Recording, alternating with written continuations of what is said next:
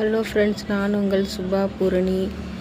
இன்றைக்கி நான் காஃபி போட்டு மதியானம் லஞ்சுக்கு வந்தேன். மதியானம் லஞ்சு கொஞ்சம் லேட்டாக தான் சாப்பிட்டோம். இன்றைக்கி 3:30 ஆயிடுச்சு. இன்றைக்கி கடையில் கொஞ்சம் வேலை இருந்ததுனால இன்றைக்கி லஞ்சுக்கு வர்றதுக்கு டைம் 3:30க்கு மேலே ஆயிடுச்சு. வந்த உடனே முதல்ல நம்ம காஃபி போடுற வேலையை முதல்ல பார்த்துடலாம் அப்படின்னு சொல்லிட்டு காஃபி போட்டேன். காஃபி போட்டு 2 ஃப்ளாஸ்க்லேயும் ஊற்றிக்கிட்டேன். 2 ஃப்ளாஸ்க் எதுக்குன்னா, ஒன்று எங்கள் அத்தான் அக்காவுக்கு, அவங்களுக்கும் எங்களுக்கும் ஊற்றிக்கிட்டோம். அவங்க ஒரு கடை வச்சுருக்காங்க, மளிகை கடை. நாங்களும் கடை வச்சுருக்கோம்.